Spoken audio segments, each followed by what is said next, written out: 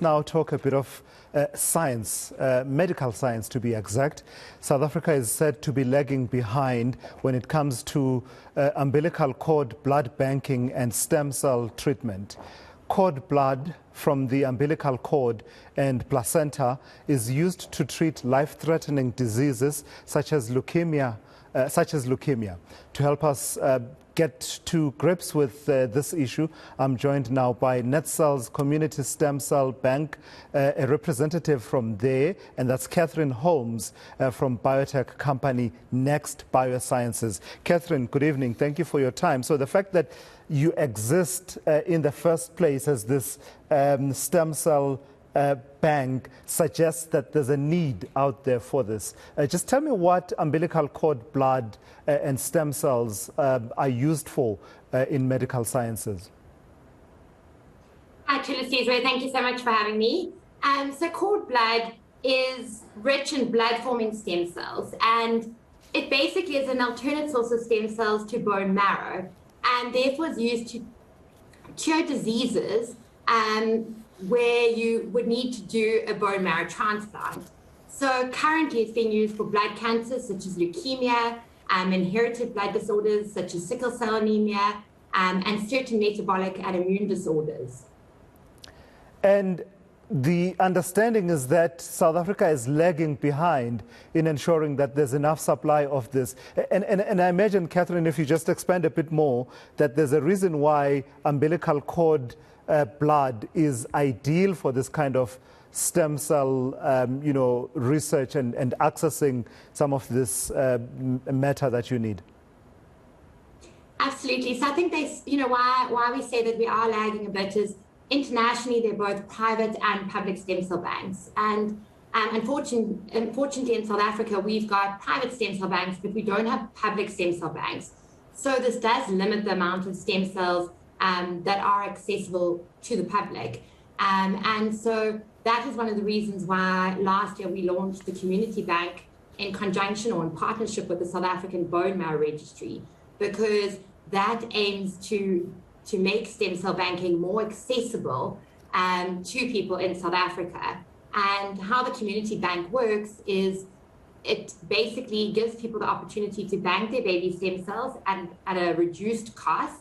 Their stem cells are then cryogenically frozen for their use, and at the same time they're placed onto the South African Bone Marrow Registry, giving people in South Africa access to those stem cells should they ever need a bone marrow transplant.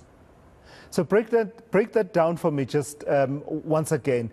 What we're talking about in terms of stem cell banking is basically harvesting the stem cells at the point at which a woman is giving birth and the umbilical cord is about to or has been cut, and cryogenically storing that with the idea, what is the idea? That should you need it in future or someone in your family need it in future, it would be accessible.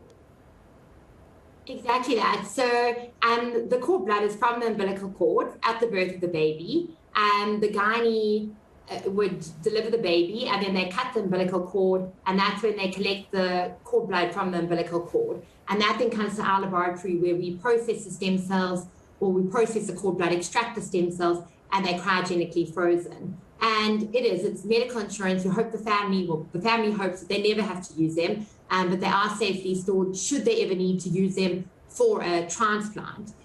The great thing about banking them, privately or with a stem cell bank like NetCell's is that they are an exact match for the baby from whom they've been collected, and there is a 1 in 4 chance that they would be a match for a sibling. Whereas, to put it into context, sorry, yes? Yes, no, I was about to say, so if women are giving birth on a daily basis, every hour almost, Catherine, so why is there a shortage then? Why is there not necessarily a shortage?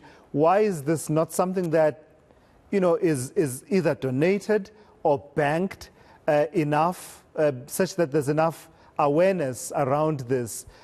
Because I'm imagining that with all these umbilical cords being cut every day, there's that opportunity to harvest stem cells and make provision for access for people to be able to be treated in the manner that you describe. So why is that not happening?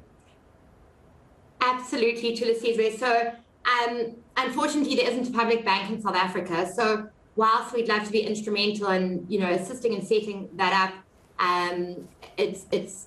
there are a lot of other things that need to be focused on in South Africa from a healthcare perspective. So, we don't have a public bank here.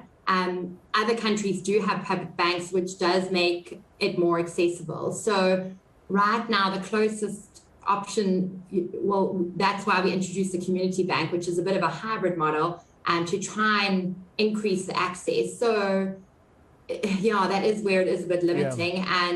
And ideally, would be fantastic if South Africa had a public bank. And this is partly why we're having this conversation, to perhaps raise awareness. Just give me a sense then of if, as you say, there's no public stem cell bank, and one needs this kind of stem cell treatment, and the option is being explored of cord blood stem cells. Your service, how much would one expect to part with to be able to access your service? And how easy is it to access your service if, there's not been a woman in my family who has, allowed for that stem cell to be harvested and banked for use by anyone in the family should the need arise? Yeah, sure. So from a private banking perspective, if you wanted to bank your baby stem cells, it is about 25,000 Rand. The community bank is is more cost effective at 15,000 Rand. And so right now, if one did need stem cells in South Africa, it would be exploring the community bank option through the South African Bone Marrow Registry. Otherwise, we would have to look internationally to try and find a match. NetCells does also have a Families of Hope program, which does help families who can't afford to bank stem cells.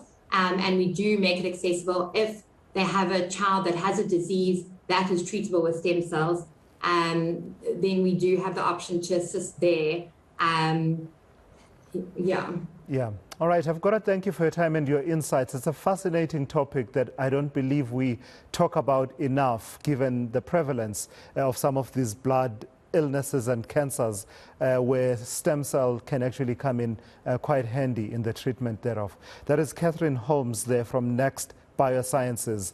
Do check it out. It's a fascinating topic, and you might want to start thinking about what to do about what that subject is all about, the harvesting of stem cells from umbilical cord blood.